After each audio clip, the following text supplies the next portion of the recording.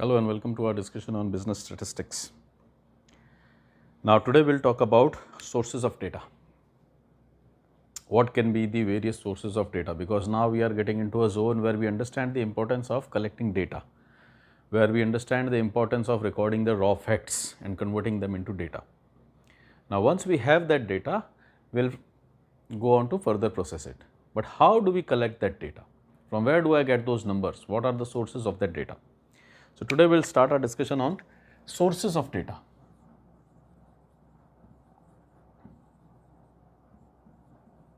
Now if we talk in terms of sources of data purely, then on basis of sources of data, from where that data is coming, we can divide our data into primary data and then we can have secondary data.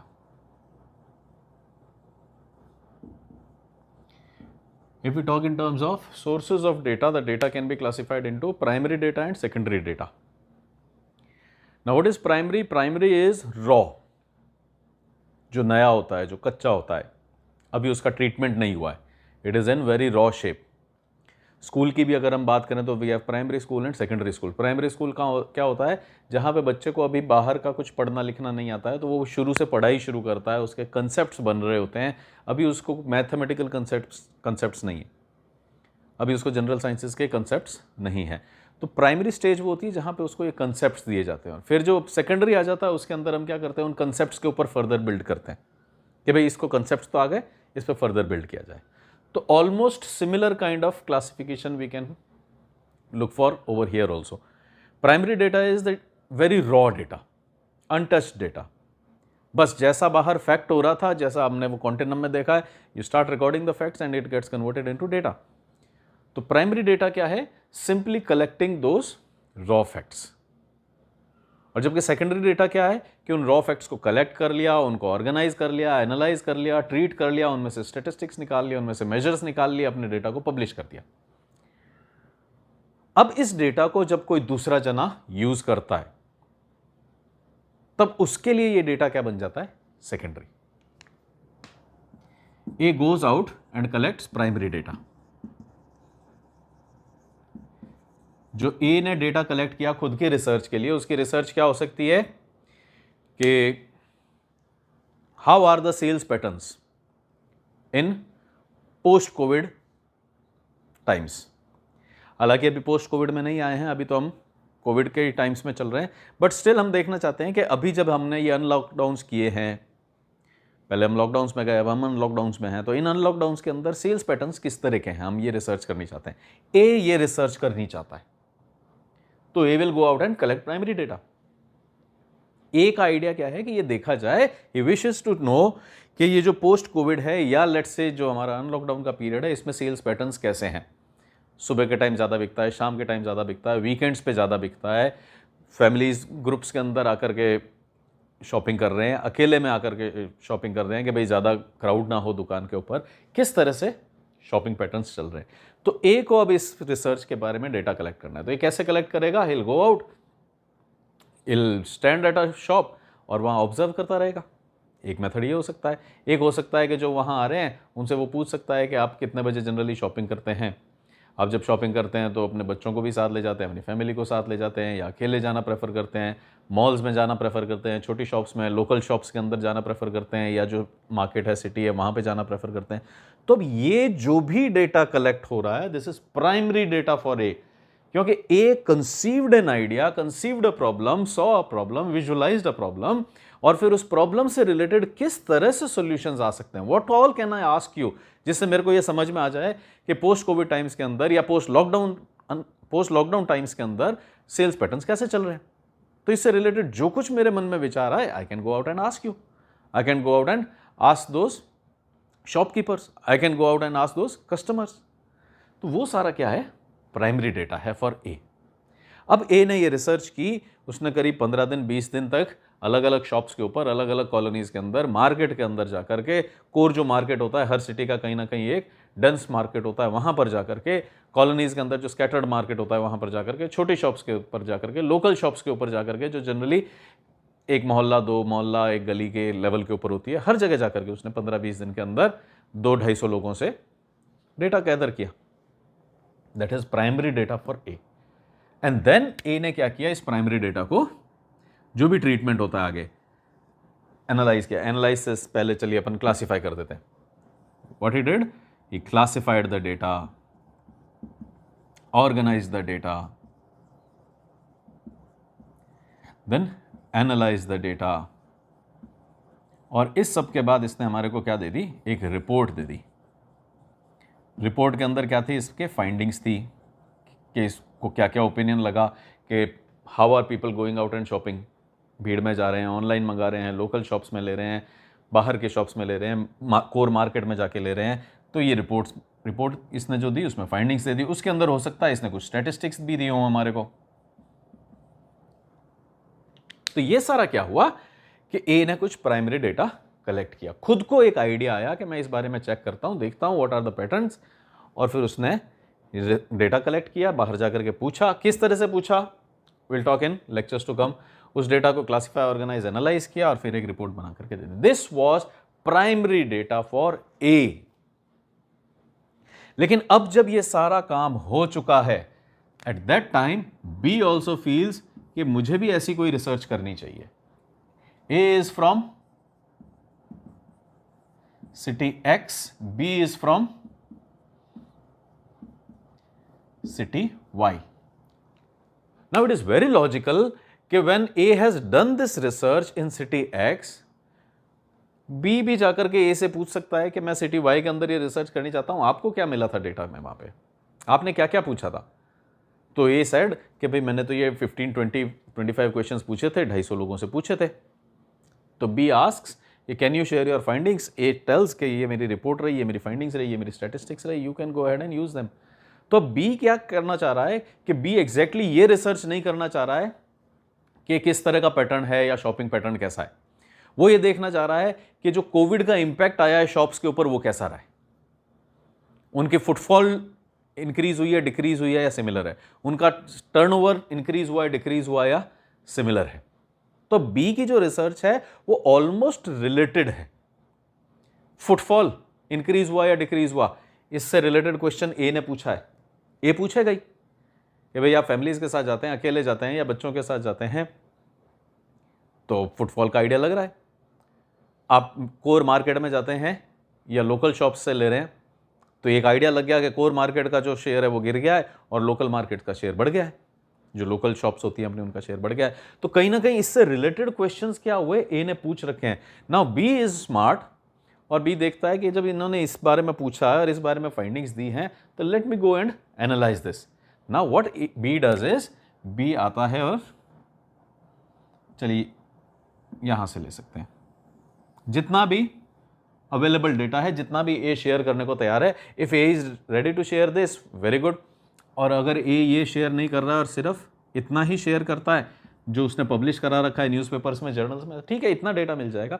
ना what B is doing is, वो वापस से ये पूरी exercise नहीं कर रहा है। ए को कितना टाइम लगा था, अभी हमने बात की 15-20 डेज, 15-20 डेज का पैसा लगा, 15-20 डेज उसने अलग अलग जगहों पे अलग अलग अपने एजेंट्स को लगा रखा होगा जो डेटा कलेक्शन कर रहे होंगे, बातें कर रहे होंगे, लोगों से डेटा इकट्ठा कर रहे थे। तो ए का काफ़ी टाइम, पैसा, एफर्ट लगा। Now what B is doing is smartly using this. Now all this was primary exercise for A, जबकि बी के लिए ये सब डेटा जो ए ने इकट्ठा किया ये क्या बन जाता है,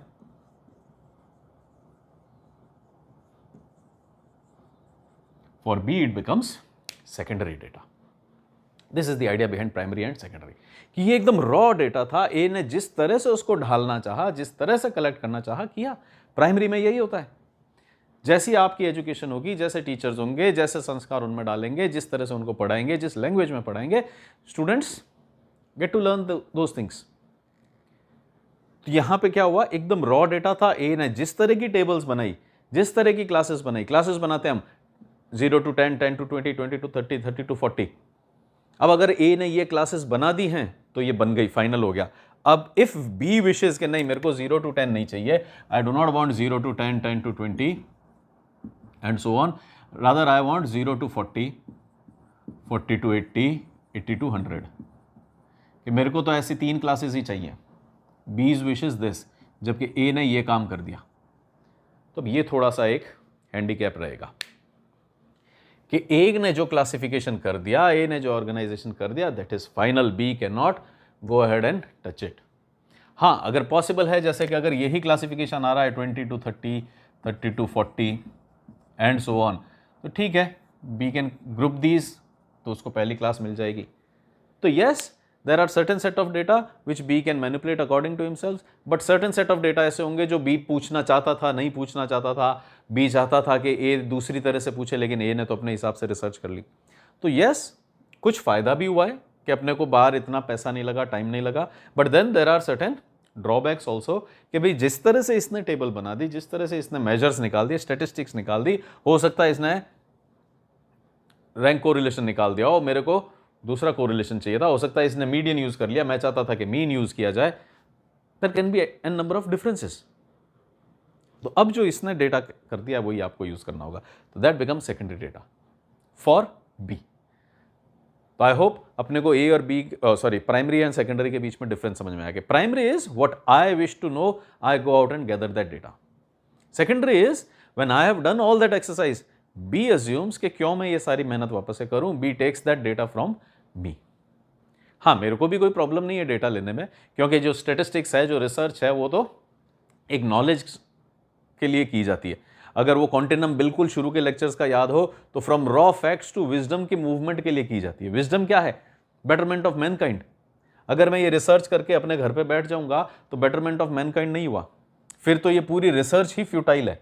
there is no fun going out for this research. इस रिसर्च का तो तभी मतलब है जब दूसरे लोग इसको यूज कर सकें, इन पैटर्न्स को समझ सकें, जो छोटे शॉपकीपर्स हैं वो तैयार हो सकें कि नहीं, एक ही रिसर्च सजेस्ट कि हमारा सामान ज़्यादा बिक रहा है, लोकल शॉप्स का ज़्यादा बिक रहा है, and they can be motivated, वो ज़्यादा इन्वेंट्री कैरी करनी शुरू कर दें, फ्रेश इन्वेंट्री कैरी करनी शुरू कर दें।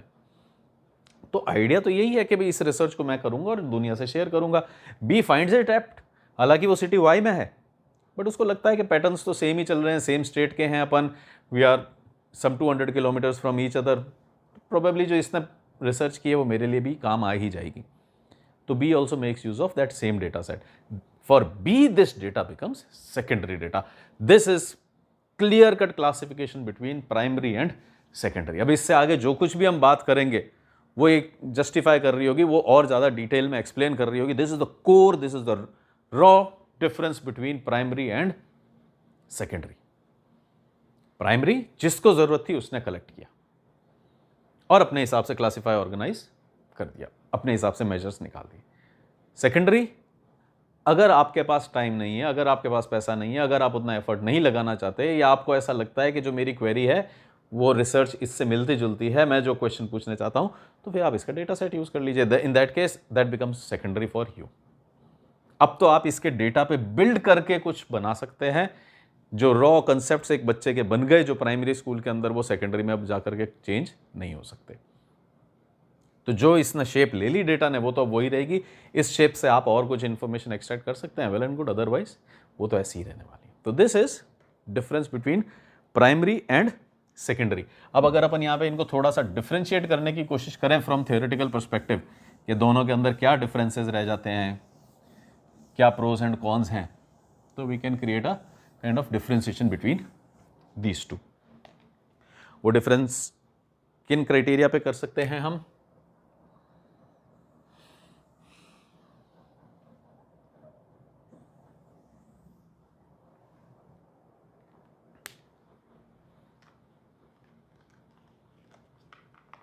वो डिफरेंस हम कर सकते हैं ऑन बेसिस ऑफ, सबसे पहले तो यहां लिख देते हैं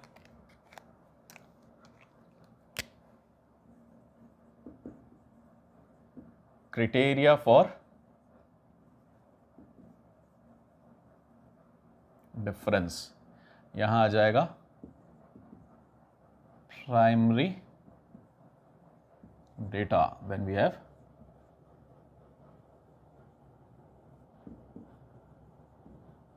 सेकेंडरी डेटा। तो पहला जो हम क्राइटेरिया ले रहे हैं इन दोनों में डिफरेंस करने का, वो क्या है? Nature. What is the nature of this data?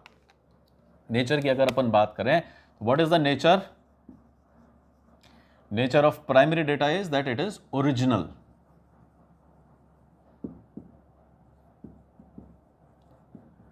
First hand and raw, एकदम ओरिजिनल है, एकदम फर्स्ट हैंड है, एकदम रॉ है, जैसा मुझे चाहिए था मैंने जाकर के मार्केट से कलेक्ट किया, एकदम फ्रेश है, अभी ही हुई रिसर्च का डेटा है, मैंने ही जो 10 दिन में कलेक्ट किया है वो डेटा है। तो इट इज, अगर हम नेचर की बात करें तो it is original, first hand and raw. जबकि अगर हम सेकेंडरी के बारे में बात करें तो it is almost a finished product of someone else, finished product.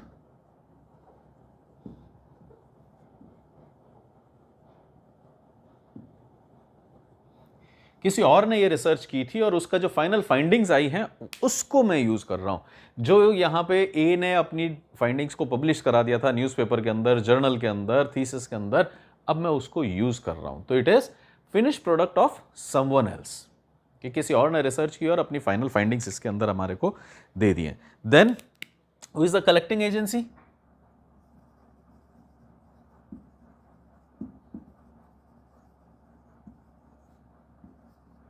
अगर कलेक्टिंग एजेंसी की बात करें तो प्राइमरी डेटा के अंदर कलेक्टिंग एजेंसी कौन होता है?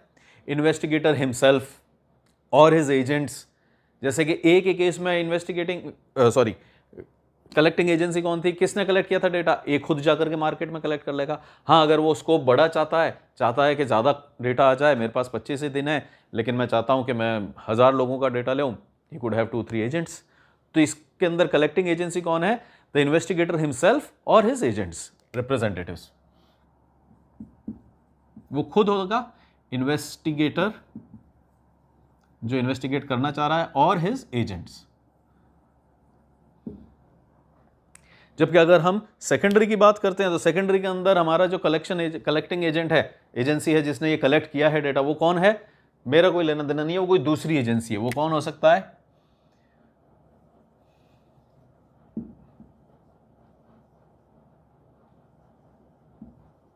अदर रिसर्चर और रिसर्च एजेंसी।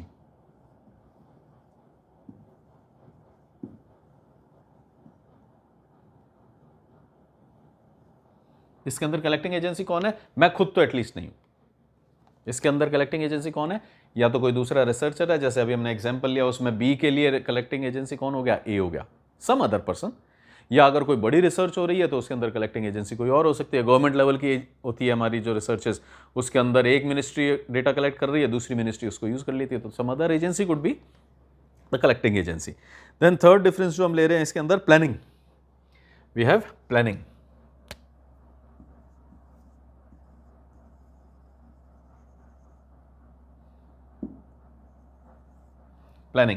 प्लानिंग के क्या बात है कि अगर हम प्राइमरी की बात करते हैं तो all this data is collected fresh.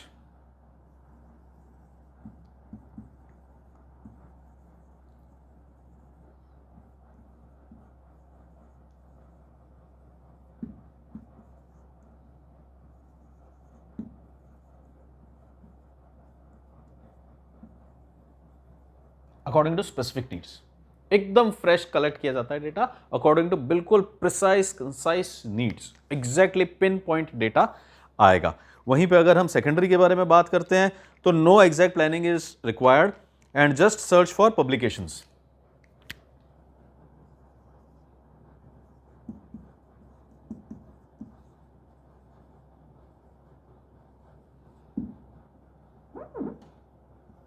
No exact planning, just a search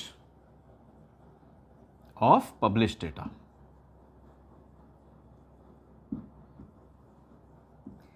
यहां पे तो हमारी प्लानिंग किस तरह की होगी कि डेटा कैसे कलेक्ट किया जाए, कितने जने होंगे, उनको कैसे कैसे डिस्ट्रीब्यूट किया जाएगा सिटी में, कितने बजे से कितने बजे तक ये लोग ड्यूटी पे रहेंगे, कितने बजे काम करेंगे, प्रिंट आउट कहाँ से लिए जाएंगे, क्या ये लोग इंडिविजुअल प्रिंट आउट्स ले लेंगे या हम सेंट्रली प्रिंट आउट निकालेंगे जिसमें डेटा लेके आएंगे। इस तरह की सारी एकदम प्लानिंग होगी, एकदम फ्रेश और अकॉर्डिंग टू स्पेसिफिक नीड्स। कि उसके पास प्रिंटर नहीं है, उसके पास प्रिंटर नहीं है, तो ऐसा करते हैं पूरे सिटी के अंदर हम 3 अलग अलग ऑफिसेस बना देते हैं, वहाँ से हम इस रिसर्च को कंडक्ट करेंगे। तो यहाँ प्लानिंग का नेचर ही अलग हो गया। जबकि इधर क्या है, ऑलमोस्ट कोई प्लानिंग की तो ज़रूरत है नहीं, क्योंकि सारा का सारा डेटा कहाँ से आ रहा है? दूसरी जगह से आ रहा है। हाँ, इतनी प्लानिंग ज़रूर चाहिएगी कि किसी को बिठा दिया जाए सिस्टम पे कि जाओ इस डेटा के बारे में रिसर्च करो, इस डेटा से रिलेटेड जो पब्लिकेशंस है उनको ढूंढो, इस डेटा से रिलेटेड जितनी न्यूज़ कवरेज है उसको ढूंढो। तो यहां पे प्लानिंग किसकी हो रही है, एक अलग तरह की हो रही है, डेटा माइनिंग टाइप की प्लानिंग हो रही है कि कहीं पे डेटा पड़ा हुआ है उसके अंदर से लाइए, कैसे डेटा निकाल करके लाया जाए। मेजॉरिटी यहां पे काम क्या होगा, प्लानिंग क्या होगी, एग्जीक्यूटिंग ऑन गूगल। ये गूगल पे बैठेंगे, इस चीज़ को टाइप करेंगे, ये रिसर्च यहाँ हुई या नहीं, इस सिटी में हुई या नहीं, इससे रिलेटेड यूरोप के अंदर क्या हुई, वेस्टर्न नेशंस के अंदर क्या हुई, चाइना में क्या हुई, इंडिया में क्या हुई। तो इस तरह से डेटा निकालेंगे, खूब सारे पेपर्स आ जाएंगे, रिसर्च जर्नल्स आ जाएंगे, और फिर उसमें से देखेंगे कि हमारे काम का क्वेश्चंस कहाँ हैं, हमारे काम का डेटा कहाँ है, हमारे जैसा सिटी कौन सा है जहाँ पे ये रिसर्च हुई। तो यहाँ प्लानिंग थोड़ी अलग टाइप की रहेगी, यहाँ पे प्लानिंग थोड़ी अलग टाइप की रहेगी। Then next criteria could be post collection processing.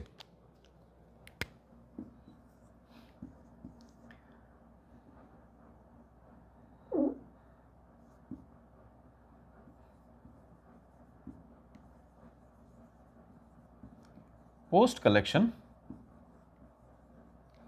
कि जब आपने ये सारा डेटा कलेक्ट कर लिया है तो अब कैसी प्रोसेसिंग की जाए, कौन से मेजर्स निकाले जाएं, कौन से स्टैटिस्टिक्स निकाले जाएं, टेबुलेशन कैसा रहेगा, जो क्लासेस बनानी है वो किस तरह की रहेंगी, ग्रुप्स कैसा रहेगा, डेटा रिप्रेजेंटेशन कैसा रहेगा, कौन से जर्नल में हम उसको पब्लिश कराएंगे, थीसिस निकालेंगे क्या, ये सारी चीज़ें पोस्ट कलेक्शन प्रोसेसिंग की। जब सारा डेटा आ गया है अब इसको कैसे प्रोसेस किया जाए। तो अगर हम प्राइमरी के केस में देखते हैं तो इट इज ऑलवेज रिक्वायर्ड,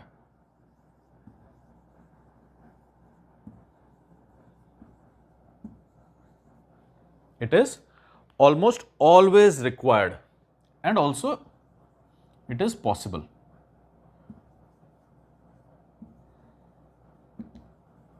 लेकिन अगर आप सेकेंडरी की बात कर रहे हैं तो पोस्ट कलेक्शन प्रोसेसिंग जो है वो बेयर मिनिमम हो जाती है, नॉट नेसेसरीली ऑलवेज रिक्वायर्ड। तो यहां पे थोड़ा सा इफी है, there is a grey area, not necessarily required, yes it is desirable अगर हम उसको अपने हिसाब से एडजस्ट कर सकें, अपने हिसाब से एनालाइज कर सकें, अपने हिसाब से थोड़ा सा क्लासिफिकेशन चेंज कर सकें, जैसे कि अभी हमने किया था 0 to 10, 10 to 20, 20 to 30, 30 to 40, इन सबको जोड़ करके मैंने क्या बना दिया, मेरी रिसर्च के लिए बी ने क्या बना दिया था 0 to 40। तो yes if it is possible will do it, not necessarily required, क्योंकि स्टैटिस्टिक्स निकली पड़ी हैं, मेजर्स निकले पड़े हैं, क्लासिफिकेशन हुए हुए हैं, तो not necessarily required, if required you may do it, and not necessarily required and also possible।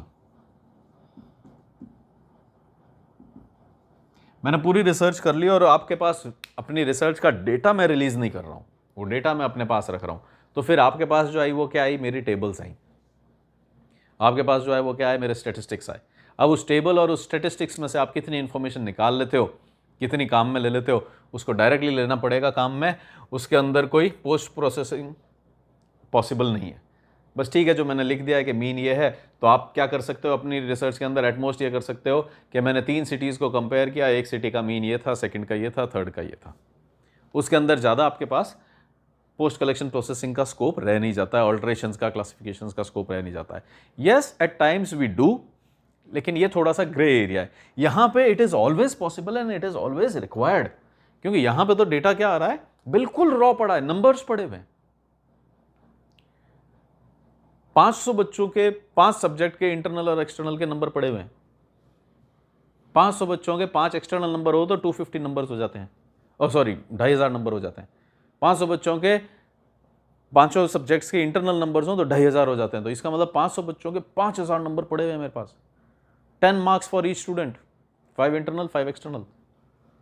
5000 numbers को कैसे एनालाइज किया जाएगा? तो इसका मतलब यहां पे तो it is always required and it is possible also to do all these manipulations or processing. Here it is not necessarily required and also not necessarily possible. जरूरी नहीं है कि हमेशा आप ऐसा कर ही सकें कि नहीं मेरे को तो इसको अपने हिसाब से एडजस्ट करना है, हो सकता है कि ऐसा पॉसिबल ना भी हो पाए। तो this was post collection processing. Then we have resources. Resources किस तरह के रहेंगे अगर हम यहां बात करें तो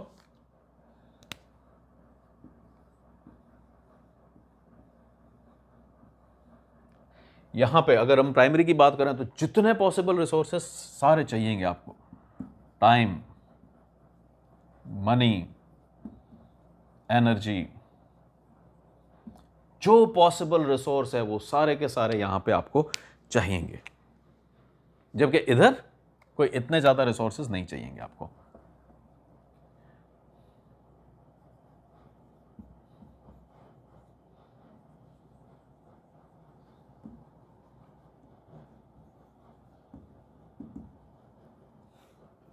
अभी जब ए ने अपनी रिसर्च की थी तो ए के साथ क्या हुआ था कि उसको अपने पूरे सिटी से डेटा कलेक्ट करना था 25 दिन के अंदर। तो उसने 3 ऑफिसेस बनाए, 20-25 जने हायर किए जो कि जाके डेटा कलेक्ट करेंगे। तो कितने रिसोर्सेज चाहिए थे, कितना टाइम लगा, 20-25 दिन का टाइम लग गया, पैसा लग गया उन 20-25 जनों को जो देना पड़ रहा होगा। 3 ऑफिसेज खुले हैं, वहाँ उनकी रिपोर्टिंग हो रही होगी, प्रिंट आउट्स निकल रहे होंगे, पैसा लगा, एनर्जी लगी, सारा डेटा कंपाइल करना में एफर्ट्स लगे। तो यहाँ पे वी कैन सी प्राइमरी के अंदर बहुत एफर्ट्स लगते हैं, बहुत रिसोर्सेज लगते हैं। कोई भी रिसोर्स हो, it could be time, it could be money, it could be energy, it could be papers, it could be printouts, हर तरह का रिसोर्स, जो रिसोर्स आप सोच सकते हैं, जो कंजम्पशन आप देख सकते हैं। Resources to the level of water, drinking water. यहाँ पे अब हमारी टीम कितनी बड़ी होगी, कितना सारा ड्रिंकिंग वाटर हमारे को अरेंज करना होगा। जबकि अगर इधर आके देखते हैं तो not too many resources are required, क्योंकि अभी हमारा प्लान क्या बना था कि गूगल पे बैठ जाओ और ऐसी 50 रिसर्चेस का अपन डेटा कलेक्ट करते हैं। तो इसका मतलब एक जना एक पीसी के ऊपर बैठ जाएगा और दिन भर लगा रहेगा और वो 50 पेपर्स लेके आ जाएगा। ज़्यादा अच्छा है, ज़्यादा फास्ट चाहिए, 2 जने बिठा दो, 2 जने बैठ जाएंगे, दिन भर में 100 पेपर निकाल देंगे। एक रूम के अंदर दोनों को एक साथ बिठा दिया गया, एक लैपटॉप एक डेस्कटॉप पे बैठ गए, जिस तरह से भी हो डेटा आ गया। जबकि यहाँ पे भी वो सारा चाहिएगा, रूम भी होगा जिसके अंदर 10 जने काम भी कर रहे हैं, डेटा भी है, डेस्कटॉप्स भी हैं, लैपटॉप्स भी हैं, और वो 25 दिन तक चल रहे हैं। जबकि यहाँ पे एक दिन में बैठ करके उन्होंने डेटा निकाल लिया, 2 दिन 3 दिन की प्रोसेसिंग के अंदर रिसर्च इज कंप्लीट। तो यहाँ पे अगर हम रिसोर्सेज की भी बात करें तो इतना ज़्यादा प्रेशर नहीं पड़ता है रिसोर्सेज के ऊपर as compare to primary. Primary के अंदर रिसोर्स क्रंच रहता है, हमेशा बहुत ज़्यादा रिसोर्स क्रंच रहता है, रिसोर्सेज एग्जॉस्टेड रहते हैं, रिसोर्सेज की कमी पड़ती रहती है। So this was something about comparison of primary and secondary. Next let us talk about choices between primary and secondary, कि कब कौन सी चॉइस हमारे को करनी चाहिए। तो इसको हम यहीं पे कर देते हैं, जिससे कि सारा का सारा जो आज का डिस्कशन है वो एक ही बोर्ड के ऊपर हमारे पास आ जाएगा, है ना। तो सारा कंपैरिजन अपना एक ही जगह आ जाएगा।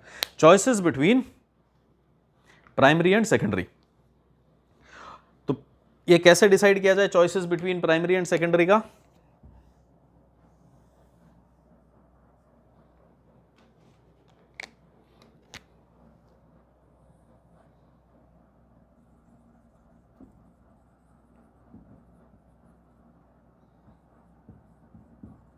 Comparison between sources of data. अब यहां पे नेक्स्ट हम जो बात कर रहे हैं वो है चॉइस बिटवीन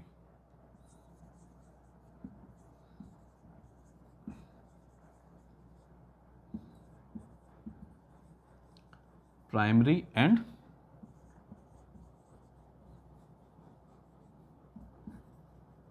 कि कैसे डिसाइड किया जाए कि मुझे प्राइमरी चाहिएगा डेटा या secondary. How do I decide कि मैं खुद बाहर जाके डेटा लाऊं या किसी दूसरे के कलेक्टेड डेटा से अपना काम चला लूं। तो उसके लिए हमारे पास क्या क्या चीज़ों का ध्यान रखना चाहिए हमारे को? Object and scope of inquiry, most important is object and scope of inquiry. Object and scope of inquiry.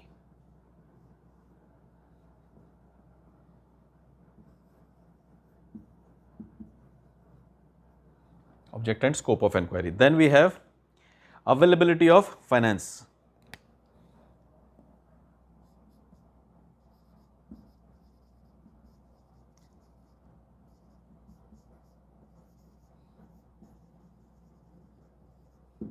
Then there is availability of time.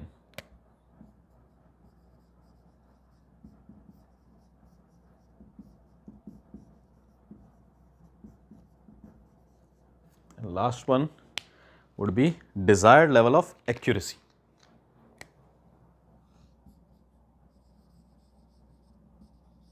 Desired level of accuracy.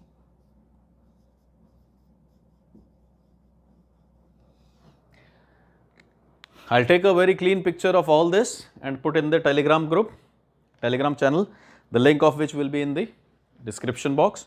तो वहाँ से हमारे को ये पूरा मिल जाएगा। तो it will be like a note, जो हम नोट्स बनाते हैं कि सारा हमारे पास कंपैरिजन भी आ गया, सारी चॉइसेस भी आ गई।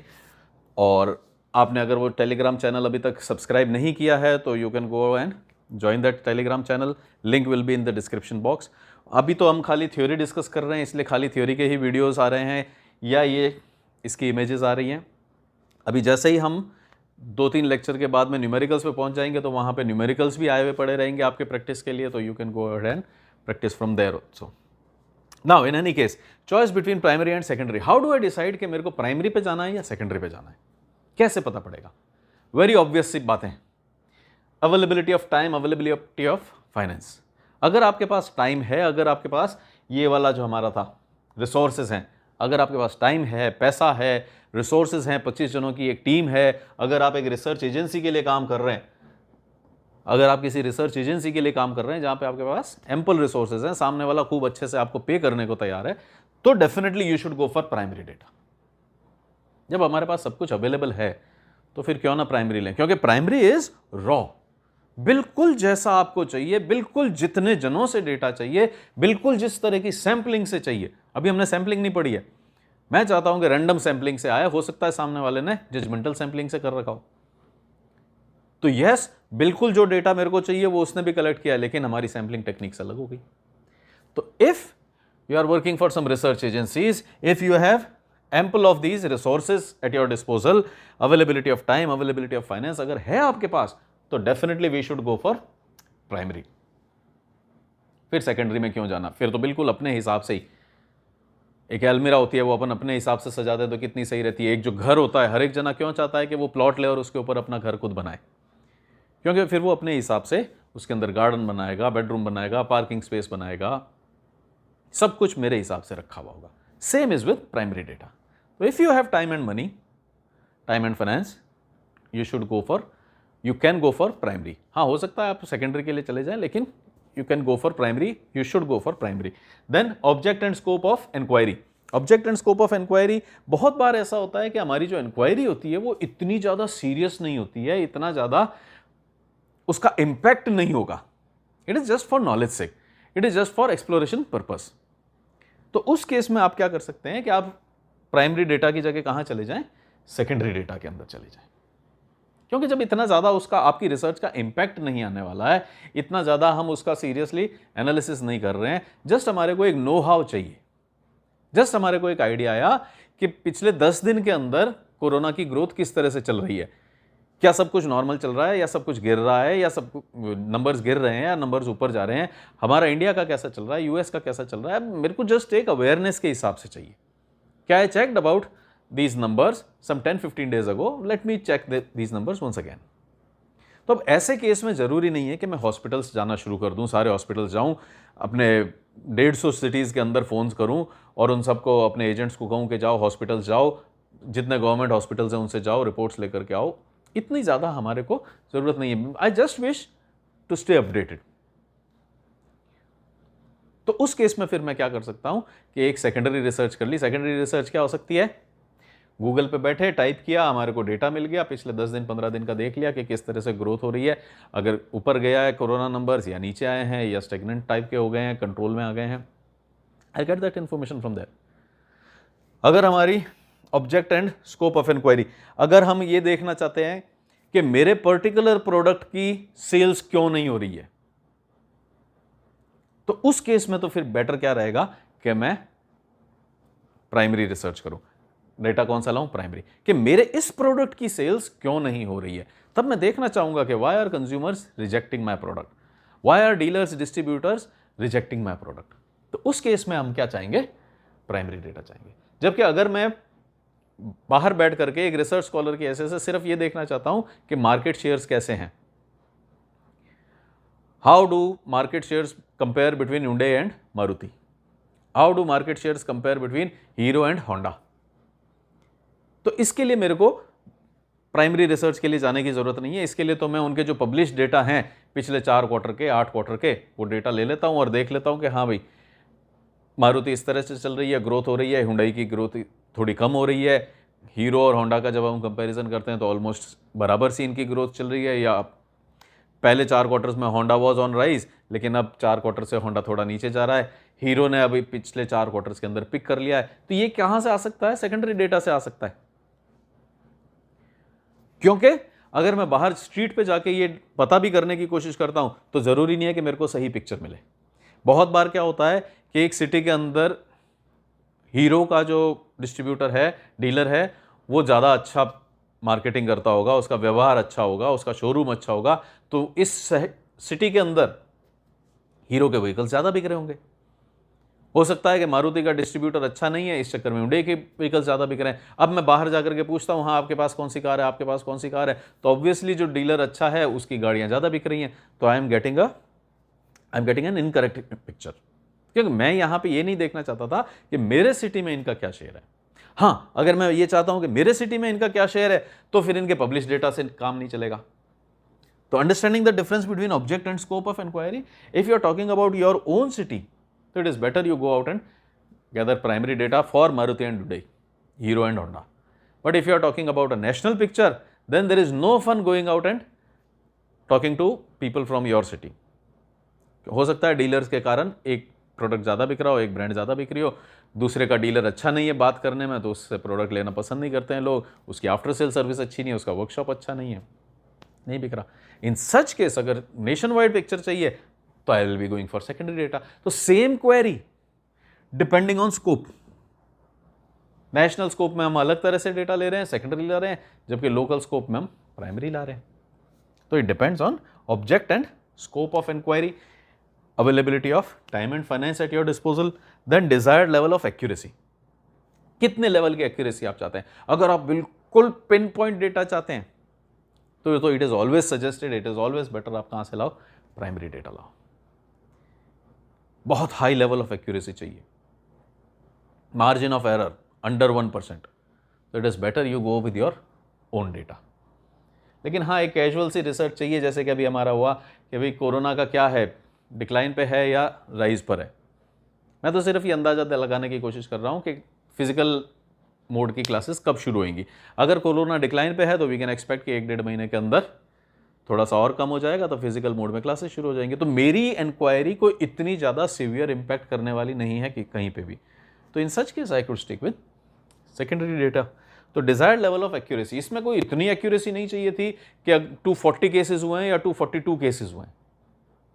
I just need a feel कि भाई ये सेम चल रहा है या थोड़ा इंक्रीज पे है या थोड़ा डिक्रीज पे है। तो what is your desired level of accuracy, that will also decide whether we are going with primary data और सेकेंडरी डेटा।